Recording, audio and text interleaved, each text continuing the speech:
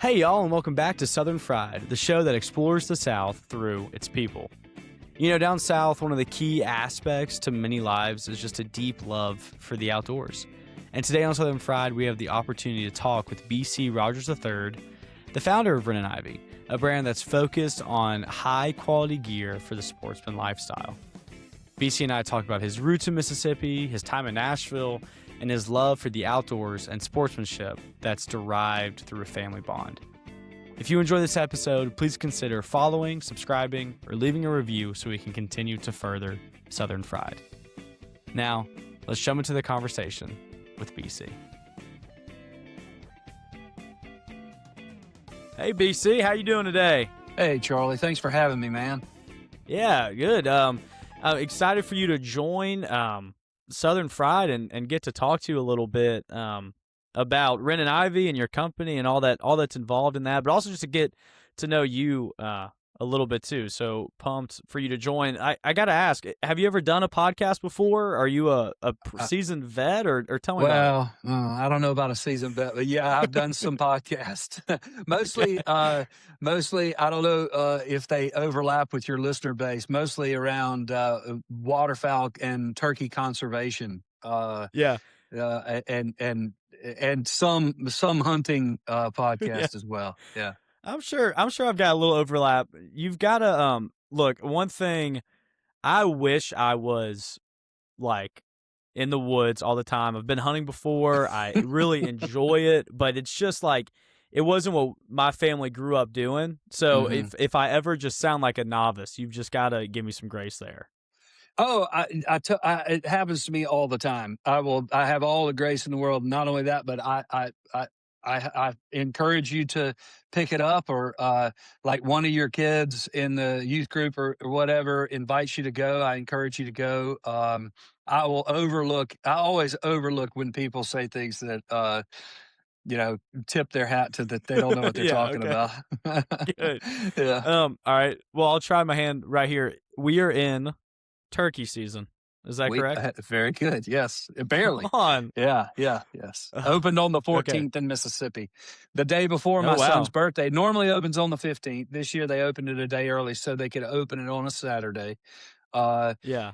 So that was great, except for that Ivy, my son, who just turned 11 last week, his birthday is always opening day, March 15th. And so it was kind of he didn't care. But for me, I was like, man, that's not when turkey season is supposed to open. Most people were ecstatic that we got an extra day. Yeah, extra day. The day he was born, were you out in the hospital, or did you choose to go look for some turkeys that day?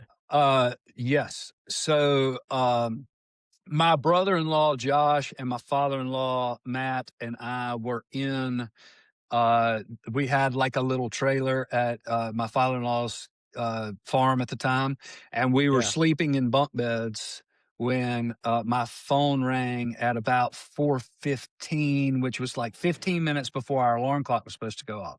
I saw it was Miss Kim and jumped out of the bed and went on the front porch, and she said, I'm sorry, but we're having a baby today. And of course, then my father-in-law and brother-in-law, it was the first grandchild too. So, oh, wow. Yeah. So everybody was, it was pretty fired up. So we literally didn't go hunting that day, but we spent the night at the turkey camp and, cooked out the night before, fired up about opening day. But he was supposed to be born. We had a scheduled C-section on the 17th.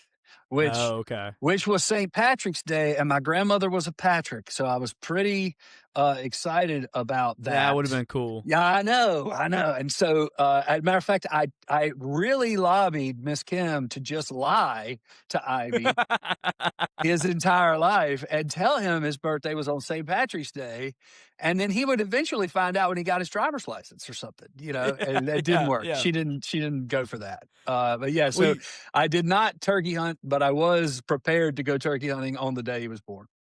You should try to convince the nurse or whoever writes down the date on the birth certificate. No, just push it 2 days. I should have done that. You're right. I should have. I didn't do that. I was. That was a pretty intense moment. Sure, sure. That, I can yeah. imagine. All right. So BC, again, thanks for joining. I like to start Southern Fried. There's a show we talk to people from the South, live in the South, have lived here, and so I like to ask my guests whenever they come on just to tell us a little bit about where they're from, so we know that you do belong on the Southern Fried podcast.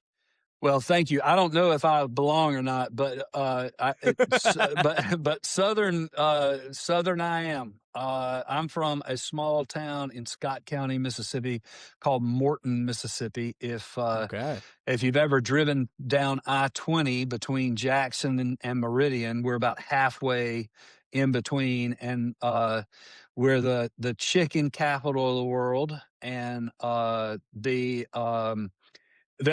other claim to fame that people always mention to me is that they have boxwood shrubs in the shape of Morton, spelling out Morton on the interstate, like Oh. Oh. Okay. Yeah. on the Now hill. I'm aware. Now Well, I'm the aware. funny thing about that is our big arch rival in sports was Forest, the next town Oh over yeah. in They Scott do County, it.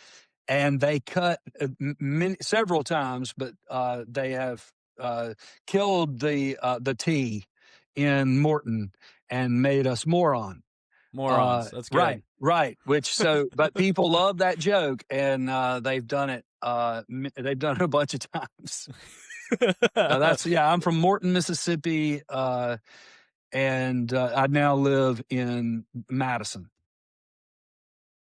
And so you're kind of growing up and college years kind of took you, around the state of Mississippi, but also up to Tennessee. Is that right? Yeah, that's right. I graduated high school in Central Mississippi, and then went to Ole Miss for a year. I love seeing people's face when I finished that sentence, because then I transferred to Belmont University, where I graduated. As most of the time, particularly looking like I look, when I say I went to Ole Miss for a year, they think I did like the victory lap and flunked out of Ole Miss. But Yeah, obviously, yeah. you don't get into Belmont if you flunked out of Ole Miss. So There you go. that wasn't the path. As likely as it should have been, it was not the path that I was on. So, eventually, after some time at Belmont and an unfortunate year at Oxford, you wind up. I have to throw a shot. I see the Mississippi State pennant in the back. That's yeah. It's all right. Yeah, Your no, no, inferiority complex has got to. You got to it's say something. showing. Yeah, it's showing. I'm going to get so much trouble for that. Yeah, yeah. I went to Um, I went to Belmont. Lived in Nashville for 10 years. okay. Was in the music industry there, mostly as an artist, working for an artist management company, and Wow. then moved back to Mississippi in the early 2000s, like 2008 or 7, something like that. Okay. Okay. Mhm. So you're up in Nashville, which that's awesome. You're doing music stuff. What eventually you open up Ren and Ivy, which is really what I want to talk to you about. And this brand that y'all have created. But what gets you from Nashville back down to Mississippi? What was the pulling factor there for you? You know, that I don't think I've ever talked about that publicly. It's a good question. So I was like late 20s. Maybe I was 29, something like that, and I'm looking at people that are 10 years older than I, and even 20 years older than I was, and they don't have any more. I'd kind of gotten to the point in my career where I was gonna have a career. Okay. That the music industry thing is weird. Like, there's a whole bunch of people at the bottom of the ladder, but once you get on the ladder, there's really like the guy ahead of you and the guy behind you, and the guy behind you is stabbing you in the back, and the guy ahead of you is kicking you in the face, but you're Yeah. still on the ladder. So I was on the ladder, and but I'm looking at people that are way above me on the ladder, or 10 years older and 20 years older, and they don't have more job security than I do. Their lifestyle was not that much better, and I just thought, man, it was weird, because I had wanted to do that since I was like, I forget how old I was at that concert, maybe 10 years old. So I had spent most of my life wanting to do that, wanting to be an artist manager. Yeah. And it was it was a strange thing to realize. Like, there's been a couple times. Football was that way too. You don't know what you don't want until you have it. Sometimes, you Yeah. work really, really hard to get somewhere, and then you get there and you realize, I that's actually not what I want to do. So I didn't know what I was going to do next, but I knew I was going to move home. So moved home to Mississippi, became a certified gas plumber, and for a short period of time, which I actually loved. And then my family and I went into the appliance business, and I designed high end kitchens and sold high end appliances. Yeah. Did that for about 10 years, and I sold that business to our competition. And I was, like, okay, it wasn't like retirement kind of, it was like, you don't have to pay those bills anymore kind of a sale, not, not retirement kind of sale. And For so I was sure. like, all right, what am I going to do next? And I was working for a retail store, and I was part owner of that store and working there. And I had we sold a luggage line, and I became good friends with the guys who founded that luggage line. And I tried to get them to make me uh, a few pieces of gear for me to duck hunt with. I'm an avid duck hunter, and they wouldn't do it. And like the third or fourth piece, my buddy Blake, who I was referring to, said, "You should go do that yourself." Well, I now know that he was blowing me off, because that's impossible. You can't do that. Okay. But I didn't know that at the time. I was like, "Oh, great!" And I'll go do that. And I wasn't trying to start a company. I was actually just trying to get a duck hunting bag for myself. Yeah. And Yeah. and so I went. I, I went to our original manufacturer in Leon, Mexico. We still manufacture most of our gear in Leon. Uh, Okay. it's actually the leather capital of the world. Most Americans don't know that, but everybody from Mexico knows that. Like, Okay. when I meet people from Mexico and I say I go to Leon, pretty often or periodically, uh, they say, shoes. Like, they immediately know. It would be like you saying to an American, "I spent a lot of time in Idaho." You would Yeah. Yeah. say, "Oh, Potatoes. yeah, exactly." It's exactly the same for them. Uh, so I flew down there, found some manufacturers on the internet. I'm not making this up, and it sounds so silly. And a little sketchy, to be honest. A little sketchy. Yeah, and it was a little sketchy. Yes. But at least my wife was pregnant with our second child at the time. Yeah. And so I flew down there. I had 3 meetings set up. Two of them absolutely said no. I mean, no. And the third one said, "Sure, we'll make you that bag, but we'll make you 350 of them." Excuse me, it's 250 of Okay. them. Because you're still And looking just for yourself at this yeah, time. right. I'm thinking, well, probably they're not going to make one, but maybe I can buy a dozen Yeah. and, sell the other. My brother-in-law is going to want one, and my dad's going to want one, so I'll sell, the other 9 or whatever at the store eventually. And that's kind of what I was thinking. And I had built a prototype locally. So I had like my prototype with me, Yeah. and so I go back to the hotel. Of course, so they tell me we'll build you 250, and I was like, "Yeah, I can't." My wife would kill me, and that would not be okay. So I go back to the hotel, and keep in mind, there's no, like, I wasn't dejected because I didn't. This is I wasn't trying to start a company. Sure. It wasn't a big deal. So I go back and I'm eating a hamburger and drinking a beer in the lobby of the hotel. And the guy who runs the factory comes walking in. He's a gringo and runs that factory. And when he's there, he stays in that hotel. So I said, "Hey, Rob," he goes, "I met with you today." "Yeah, BC Rogers." And I said, "You want to join me?" So he sits down and we, have a quick bite. And he's like, "Well, but, I got early morning, better get up. Nice to meet you," that kind of stuff. And he pauses and says, "Hey, what what are you doing tomorrow?" And I said, "Well, my flight's not till 3:30." He said, "You know what? I'll build you 50 of those bags. Uh, why don't you meet me downstairs tomorrow morning at 7:15, and we'll go to the factory and build a prototype, and we can probably build it in time for you to take it with you." Which Okay. by the way, that's not how it's done. That's not how it works. Like none of Yeah. that. But that's what happened. But the funny part about that story is I'm thinking, okay, but I still have to tell Kim we're buying 50 bags. Yeah. You Yeah. know, like, he's thinking this kid will, I guess I really wasn't a kid at the time, but this guy's gonna, bite because it's 50. That's nothing. Nobody's got MOQs of 50, you know. And so I go meet with him the next morning, and we build the prototype, and I come back and I don't tell Kim.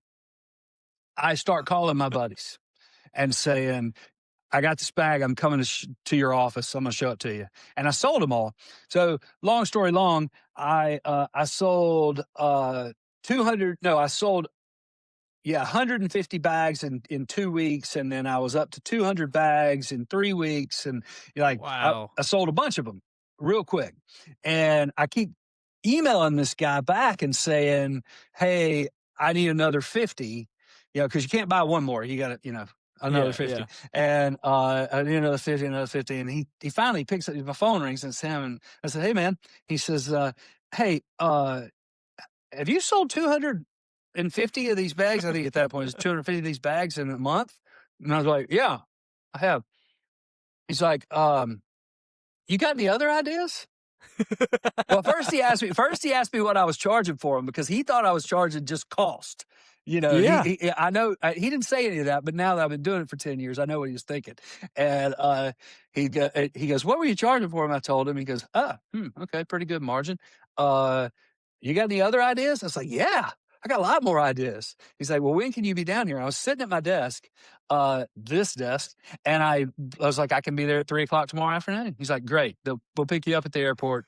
We designed the first 7 pieces of the first collection. That I was there for 3 or 4 days, designed the first 7 Wow. pieces, and it was a company.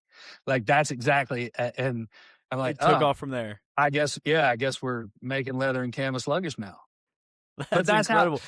that's how but, that's how God works. It's like like, I guess, in my experience, God closes every door He doesn't want me to walk through and leaves one open. Sure. I wish I had the ability to, like, pick A from bunch of multiple doors. open Yeah. doors, but that is not been the way my life has been. It's like, okay, I guess we're going this way. And it also makes my path, when I tell the stories of how it went, it makes it seem like I had a plan. Like, if you look backwards, the road is very straight. But going forward, it was incredibly crooked. Hey, Southern Fried listeners, I hope you're enjoying this conversation with BC. I really enjoyed getting to talk with him, hear a little about his background, but also why he started Ren and Ivy, kind of how it fell into his lap a little bit, just looking for a personal product that turned into this company. And now he's really made it a successful brand that focuses on high quality heritage material. And I just loved getting to hear his story and talk a little bit about him. Hey, if you enjoy this episode, consider going and leaving us a review. It really helps Southern Fried grow. And if this is your first episode, go listen to some more. We have some great ones out with some great people from all around the South. Now, let's get back to the show. All right. So just a couple things about the story. I have a question, but before I ask it, I've got to say, sitting in Mexico deciding, man, I'm gonna order a burger at this hotel. Really, It's a pretty nice hotel. Pretty nice hotel. Okay, Yeah. okay. Yeah. You didn't want to go out for some street tacos or anything. You were like, just give me the most American thing. And I sometimes do now. Yeah, But going down there, and Leon's actually a beautiful city. Okay. And it's big. It's a big city. I mean, they have it's very, very nice. They're very, very Yeah. nice areas. But, you know, people tell you things like it not before that trip, nobody told me anything. But now, over the years, I've heard like, don't dress nice, don't wear a nice watch, you don't want to stand out. And the Yeah. funny thing is like people would tell me that I guess they traveled down there, but I, I'm a 6'1" white guy that weighs 250 pounds. Like I walk down the street and people stop what they're doing. You already stand out. Right. I could literally dress as a mariachi, and there's no way for me to blend in there. But yeah, but I no now I definitely venture out, and there's some great restaurants there and things like that. Yeah. But it's like any other international travel. The more you're there, the more comfortable you are. Yeah. All right. So the the origin of this whole thing though is another group of people wouldn't make you what you're wanting. So here's where me being a novice comes in. Okay. Why couldn't you just go out and buy the bag you wanted already? What made the one you were looking for special and something you had to go design, something that had to be high quality, you had to go down there for it? Well, so there's a couple brands. The original bag is called the Heirloom Ditty bag. We still make it today. It's still a top seller today.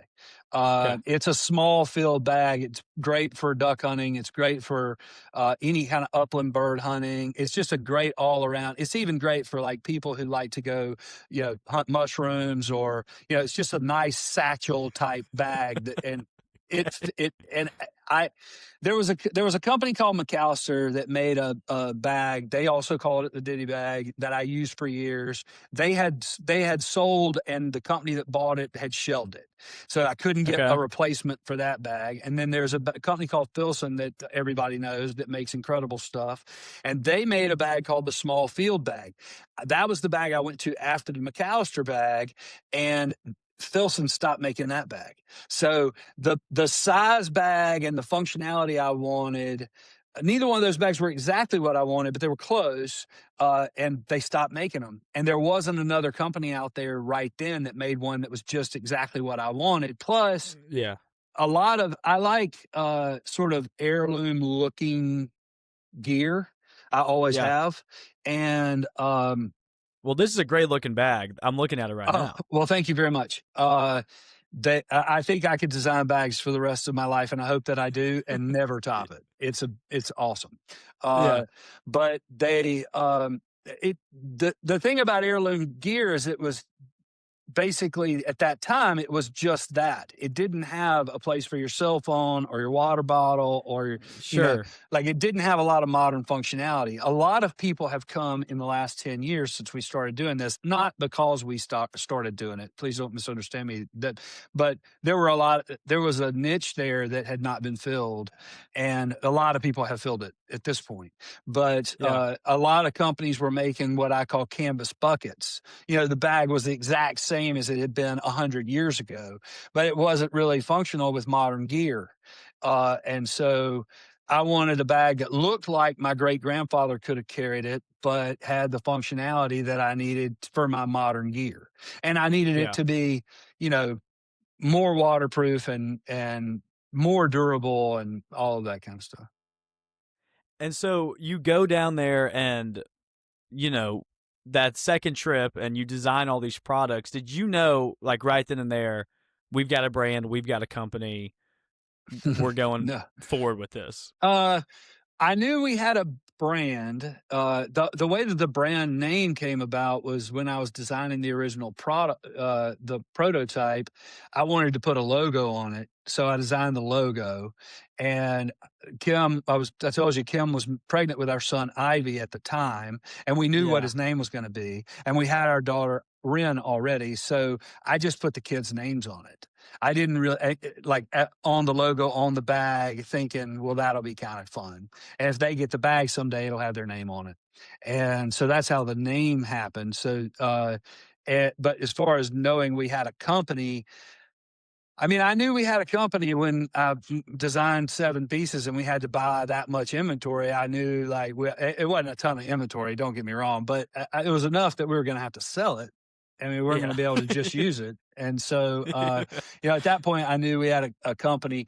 The funny thing is, by the time I figured out that this was an impossible thing to do, which was shortly after that, uh, it was kind of too late because after that happened, I started figuring out like, okay, well, how do you start a company like this? And there were so many barriers of entry. I was like, wow, this is why nobody does this.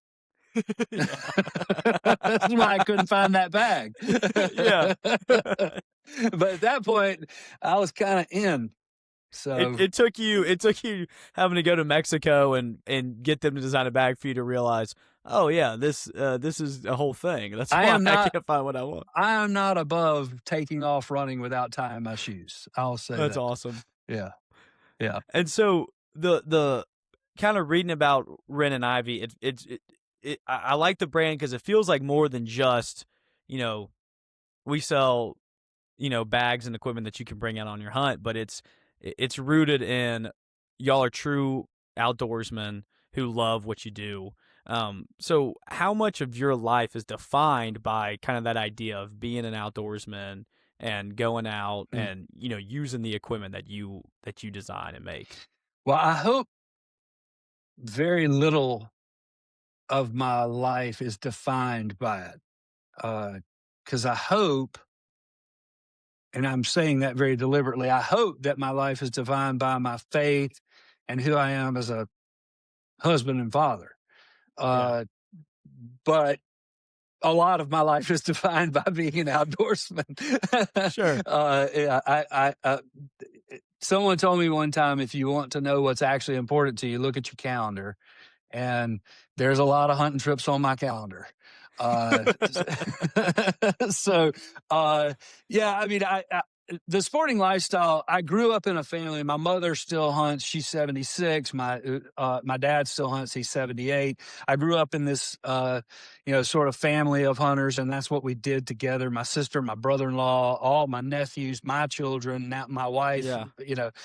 And I married into another hunting family. My father-in-law is a fabulous deer and turkey hunter and duck hunter, but that's not his passion as much as it is mine. So it was just always part of our life. I mean, I guess it does define me, but it's really just, I never knew any different. That was the lifestyle Sure. I was raised in. And that sporting life, uh, but when I started designing travel gear, now the first collection had a little bit of travel gear in it. Now the brand is 2/3 travel and accessory and 1/3 outdoor. Okay. Uh, we're known for outdoor because that's where we started and because of like what I do, and because our Instagram has a tendency to look like a guide service because I get to do a lot of cool stuff because I like to hunt.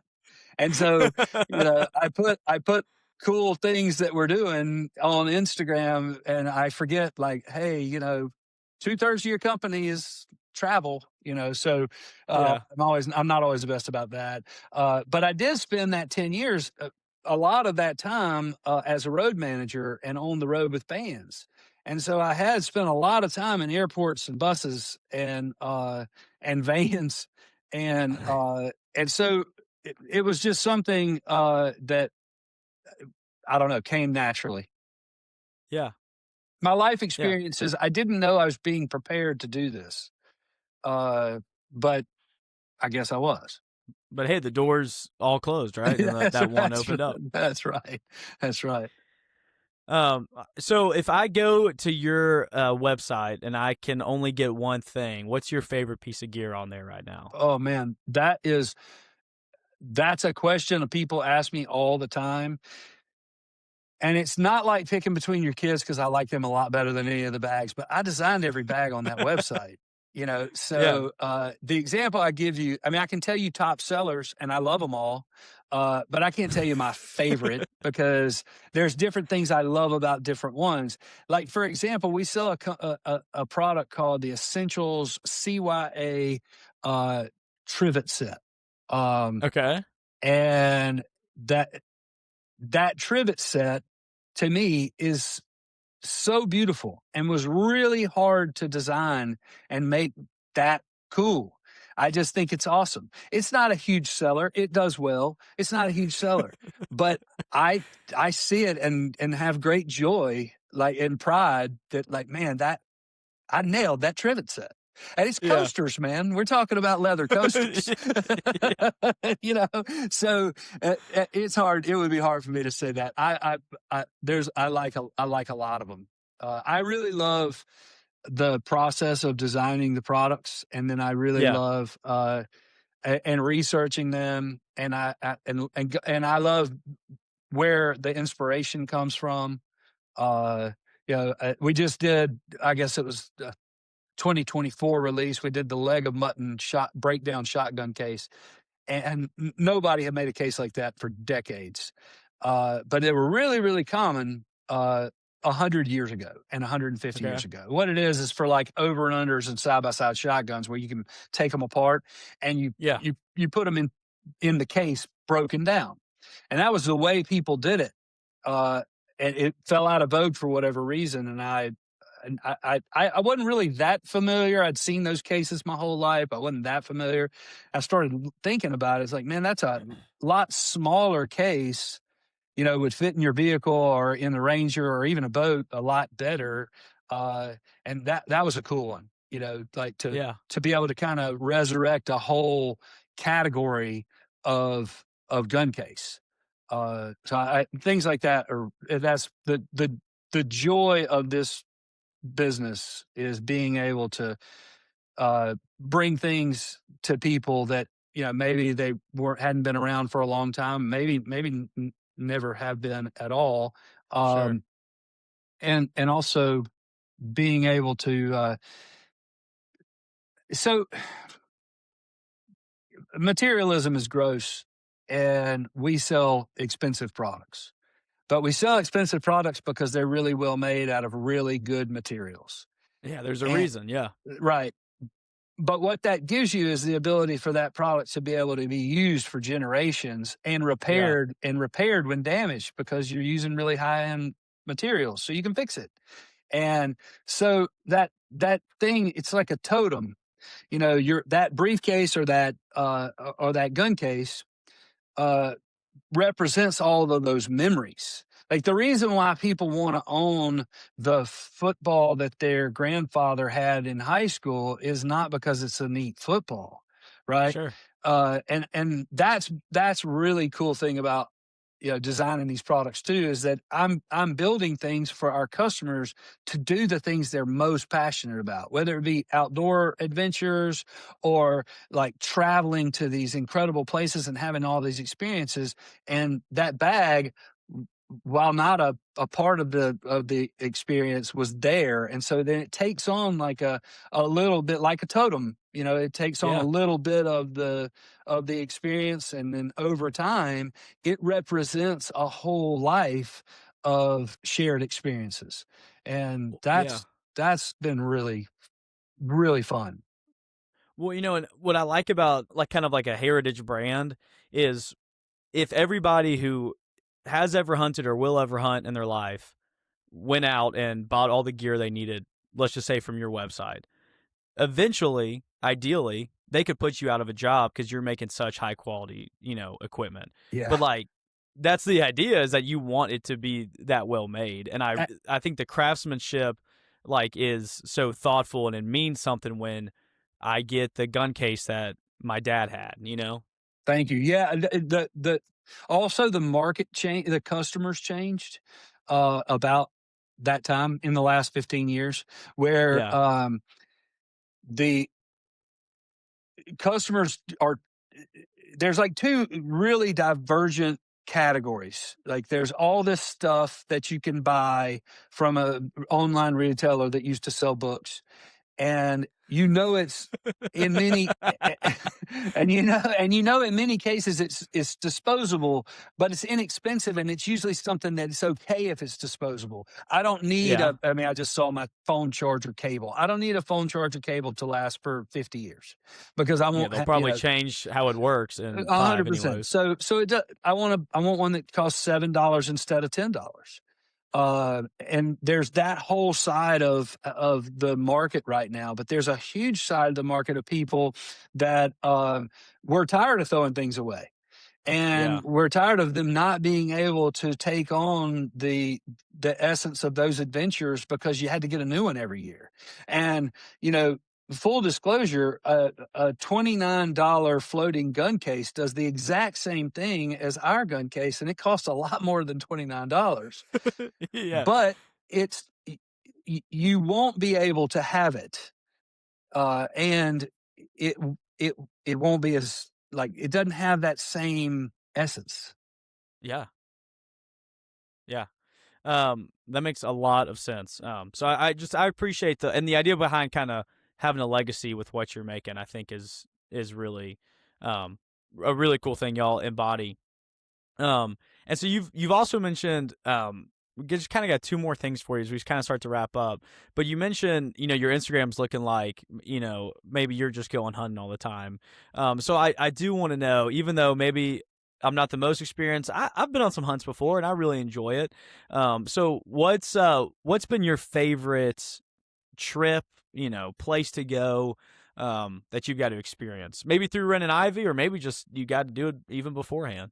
Oh yeah, well, s- that's a great question. Turkey hunts anywhere are an incredible experience because it's really hard. And and you can go on a guided duck hunt to Canada, and that's a great experience. It's everybody should do. Or you could go on a guided duck hunt into the flooded timber in Arkansas, and there's nothing more beautiful than mallards breaking limbs to get into the duck hole. It really is a religious experience. But you can't go on a turkey hunt and not be kind of proficient at it. Okay. You won't. So when you succeed at in a DIY turkey hunt somewhere you've never been, that's a really cool experience. Yeah. Because you can go on a guided duck hunt and stand there and shoot your shotgun, and you may not even know if you're hitting the ducks because everybody's shooting, and it's super fun. But Yeah. yeah, I would say the turkey hunts are really special. But that's not the direction I thought you were going to go with that question, and I'm glad you didn't go because I thought you were going to ask like what are my favorite hunts, and I'm like, man, I'm going to hurt so many people's feelings if I answer that question. I mean, but truthfully, watching my kids learn how to do it, and I don't put a lot of pressure on them. Yeah. But watching them learn how to do it's been unbelievable. My daughter has started running our dog Preacher, who, if you hear, if you see me telling him to get in his place, that's what he's just right here. But we have a 2-year-old yellow lab new dog that and Ren has been running him in hunt test. And that's been a really cool experience. Ivy kind of took to the outdoors. Yeah. They both did, but Ivy really, was passionate from birth. And finding things to connect with Ren on as a daughter was more challenging. And so when Sure. when things do present themselves that we connect on, like dog training or whatever it is, that makes it really special. Yeah. Yeah. That's awesome. Well, BC, I appreciate you joining me today. I've got one more question for you as we get to wrapping up. I ask every guest who comes on Southern Fried, if let's say we switch roles one day, and you had to get somebody to come on Southern Fried, a Southern person, and just get to talk. You find them interesting. You think they've got a cool life. You think they'd be good for the Southern Fried podcast. Does anybody come to mind? Do they have to be alive? They don't. They can be dead, I guess. Okay. Well, there's a couple. Uh, Yeah, rattle them Flip, off. right. Well, Flip Pallet, who just passed away last year, was a hero of mine. Fishing guide from the Keys, and just all around unbelievable guy. He's someone who I got to spend very little time with, and every time he was on any kind of interview, I wanted to hear it. Yeah.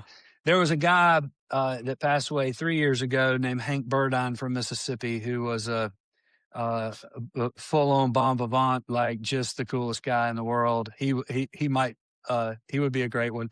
But but guys that are, you know, roughly my age that I think would be awesome that are still alive. I just love what Wright Thompson from Oxford is doing. Yeah. Yeah. I don't know Wright well, but that when you were saying that, I was like, man, Wright Thompson would be a really good one because Sure. yeah. And Rick Bragg is another. He's an author from Alabama. Okay. He's my favorite. Other friends that are authors may get mad if they hear this, but he's my favorite author. Rick Bragg's my favorite Okay. author. I might. Over Wright Thompson, even. Well, Wright does incredible work as well, and his latest book, The Barn. I don't know if you Yeah. read that book, I'm reading it right now, actually. Oh man, unbelievable. Yeah. Yeah. So that, I guess that's my answer. Those are great. You know, I actually might have a Rick Bragg. Is that his name? Mm-hmm. Rick Bragg. I might have a book of his. Yeah. Yeah. He's. But anyways, two great throws out there. That's yeah. There are very few authors, but that's two authors that it doesn't matter what the book's about. When they put out a book, I'm reading it. Phenomenal. Yeah. BC, well, thank you for joining Southern Fried. I've loved getting to talk to you and get to know you a little bit. This has been a great interview. You too, Charlie. And so, yeah, thanks for joining. You bet. And that concludes our episode with BC. I hope you guys enjoyed this one. I know that I loved getting to talk to him. Do me a favor, go over to the Wren and Ivy website. That's WREN and Ivy. Go check them out. Check out their gear. They make awesome stuff, and just help BC and his brand. Go follow them on Instagram. Follow along with what they're doing. It's really cool work that they're building over there. And thank you so much for helping Southern Fried grow as well. Again, please consider following, subscribing, liking, all those good things. Just helps us grow and helps get the word out for Southern Fried. Thank y'all for listening, and y'all come on back.